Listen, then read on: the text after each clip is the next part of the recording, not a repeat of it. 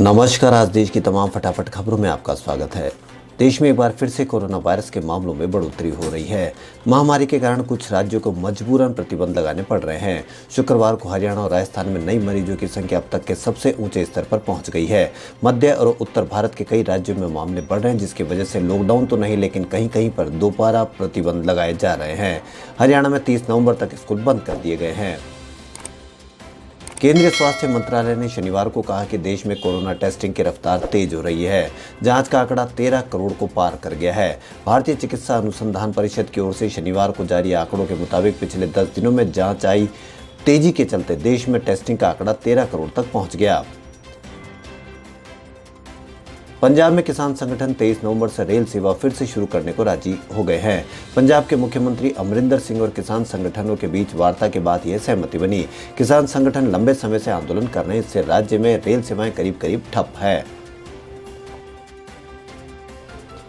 वैज्ञानिकों ने दुनिया में सबसे पुरानी ज्ञात मानव निर्मित नैनो वस्तु की खोज तमिलनाडु के किलाड़ी में पुरातत्व स्थल से मिले मिट्टी के बर्तन पर लगी विशेष काले रंग की परत में खोजी है।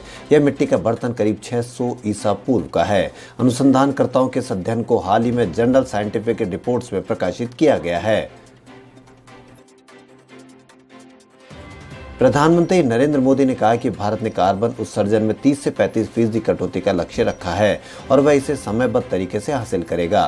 गुजरात के गांधीनगर में पंडित दीनदयाल पेट्रोलियम यूनिवर्सिटी के दीक्षांत समारोह को वीडियो कॉन्फ्रेंसिंग के जरिए संबोधित करते हुए प्रधानमंत्री ने यह जानकारी दी है। यूट्यूबर रशीद सिद्दीकी ने अक्षय कुमार के मानहानि नोटिस का विरोध किया है। साथ ही 500 करोड़ का मुआवजा देने से भी इनकार किया है। राशिद का दावा है कि उनके वीडियो में अपमानजनक कुछ भी नहीं था। उन्होंने अक्षय से मानहानि का नोटिस वापस लेने की भी अपील की है। ऐसा न करने पर वह भी अभिनेता के खिलाफ कानूनी कार्रवाई की बात कह रहे हैं। भारतीय अमेरिकी डॉक्टर ने कोविड-19 मरीजों के फेफड़ों में होने वाले जानलेवा नुकसान और अंगों के बेकार होने से रोकने के लिए संभावित इलाज की खोज की है। भारत में जन्मी और टेनेंसी के Saint Jude Children Research Hospital में बतौर अनुसंधानकर्ता तैनात डॉक्टर तिरुमला देवी कन्नेगाती का इससे संबंधित अनुसंधान जर्नल सेल के ऑनलाइन संस्करण में प्रकाशित हुआ है। प्रवर्तन निदेशालय ने उस कथित फर्जी टीआरपी घोटाले के संबंध में धन शोधन का एक मामला दर्ज किया है। इसकी मुंबई पुलिस जांच कर रही है। आधिकारिक सूत्रों ने शुक्रवार को बताया कि केंद्रीय जांच एजेंसी ने प्रवर्तन मामला सूचना रिपोर्ट दाखिल की है, जो पुलिस प्राथमिकी के समान है। ईडी ने अक्टूबर में दाखिल की गई मुंबई पुलिस की प्राथमिकी का अध्ययन करने के बाद ये मामला दर्ज किया है। दिल्ली के मुख्यमंत्री अरविंद केजरीवाल ने शुक्रवार को कहा कि प्रत्येक व्यक्ति की जिंदगी मायने रखती है, इसलिए कोविड-19 से बचाव के लिए टीके के लिए कोई भी वीआईपी अथवा गैर वीआईपी श्रेणी नहीं होनी चाहिए, बल्कि इसके लिए कोरोना योद्धाओं, वरिष्ठ नागरिक और अन्य बीमारियों से पीड़ित लोगों को प्राथमिकता दी जानी चाहिए। मुख्यमंत्री ने कहा कि ऐसा अनुमान है कि टीके के वितरण की योजना केंद्र सरकार बनाएगी, लेकिन ये प्राथमिकता आधारित टीकाकरण को वरीयता देंगे, जिसकी प्रकृति राजनीतिक न होकर तकनीकी होगी। कोरोना वायरस महामारी को लेकर दुनिया भर के देश सतर्कता बरत रहे हैं। इसी बीच हांगकांग ने 3 दिसंबर तक एयर इंडिया को दिल्ली से उड़ानों को बैन कर दिया है। इस हफ्ते की शुरुआत में एयर इंडिया की फ्लाइट में सवार कुछ यात्रियों के कोरोना संक्रमित पाए जाने के बाद एक कदम उठाया गया है।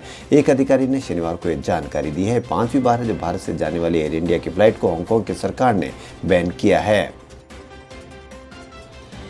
उत्तरी भारत में हो रही बर्फबारी ने मैदानी इलाकों में कपकपी बढ़ा दी है। शुक्रवार रात 6 शहरों में रात का तापमान सामान्य 10 डिग्री से भी नीचे रहा।